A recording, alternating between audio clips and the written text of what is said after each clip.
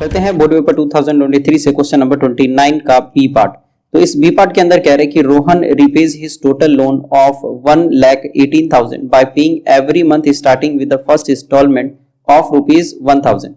If he increases the installments by ₹100 every month, what amount will be paid by him in the 30th installments? What amount of loan has he paid after 30th installment? तो इस question के अंदर कह रहा है कि जो रोहन है उसका एक लोन है 1,18,000 का और उसे हर मंथ कुछ इंस्टॉलमेंट्स देने। तो जो पहला मंथ है वो स्टार्ट करता है 1,000 रुपीज से। तो if he increases the instalment by 100 rupees every month, तो जो 100 रुपए है हर बार वो हर महीने बढ़ा देता है अपने लोन में।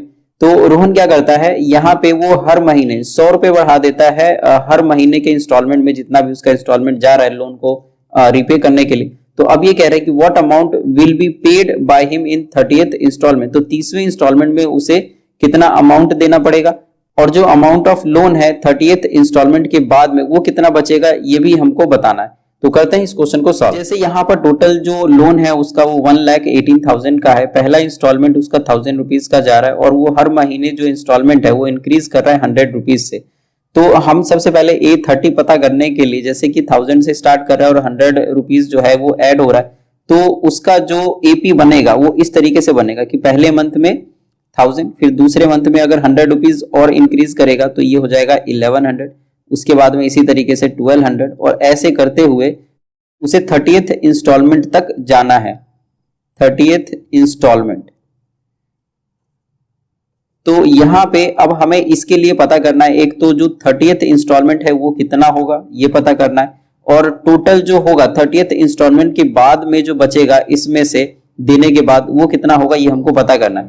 मतलब A30 सबसे पहले हमें निकालना पड़ेगा। तो इसको पता करने के लिए हमारे पास जो पहला टर्म है ये है 1000 और जो दूसरा टर्म है ये है 1100 और जो कॉमन डिफरेंस है वो कह रहा है 100 रुपीज का इंस्टॉलमेंट हर महीने वो इंक्रीज कर रहा है, तो इसीलिए जो D है वो 100 हो गया।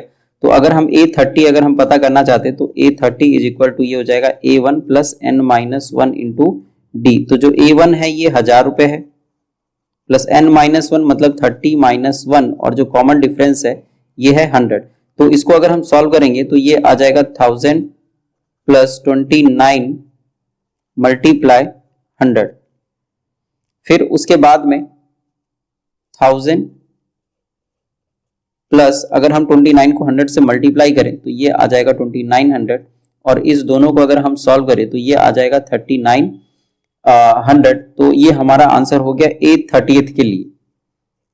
A30th की जो 30th इंस्टॉलमेंट जाएगा ये जाएगा 3900 का। अब हमें ये पता करना है कि 30th इंस्टॉलमेंट तक कितना जाएगा।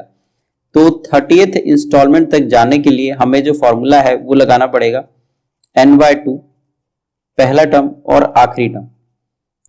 तो जी यहाँ पे जो टोटल नंबर ऑफ टर्म्स है वो 30 है, तो इसीलिए हम यहाँ पर लिखेंगे 30/2 और जो पहला टर्म है ये है 1000, तो 1000 और प्लस जो ये लास्ट टर्म है, लास्ट टर्म का मतलब है 30th टर्म, तो ये है 3900। अब ये हो जाएगा 30/2 15 और अगर हम इसको सॉल्व करेंगे तो ये आ जाएगा 39 और प्लस 10, तो ये हो गया 4900। और जब इस दोनों को अगर हम मल्टीप्लाई करेंगे, मतलब 49 को 15 से अगर मल्टीप्लाई करेंगे तो ये आ जाएगा ₹735 और 00, तो 73,500 आ जाएगा। तो ये हमारा आंसर हो गया 30th इंस्टॉलमेंट तक कितना पैसा जाएगा। अब जो बाकी जो बच जाएगा उसको भी हमें पता करना है कि वो कितना बच जाएगा। तो इसीलिए तो देयरफॉर इसको यहां से मैं स्टार्ट करता हूं कि जो अमाउंट है,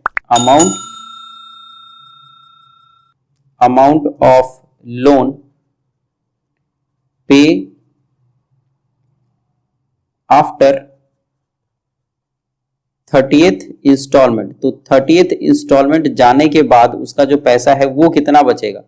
तो यहां पे हम इसको कैसे निकालते हैं कि जो टोटल है, जो टोटल हमारे पास में जो टोटल लोन है उसमें से अगर जो अभी जो हमने निकाला है सम ऑफ 30th इंस्टॉलमेंट तक, जो टोटल सम है 30th इंस्टॉलमेंट तक, अगर हम इसको माइनस कर दें तो ये जो बाकी बच गया है ये हम निकाल सकते हैं। तो S30, तो यहां पर जो टोटल लोन है वो है 1,18,000 का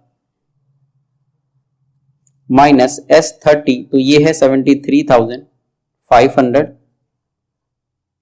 अब अगर हम इसको सब्ट्रैक्ट करें तो ये आ जाएगा 0 0 और ये हो जाएगा 5 और आ जाएगा 44, तो 44,500। तो ये हमारा आंसर हो गया कि इतना जो अमाउंट है ये बच जाएगा इंस्टॉलमेंट 30th इंस्टॉलमेंट के बाद में, मतलब इतना देने के बाद में 30 तक देने के बाद में उसका इतना और बचेगा। तो इस तरीके से जो क्वेश्चन नंबर 29 का बी पार्ट है इसको हम सॉल्व करेंगे।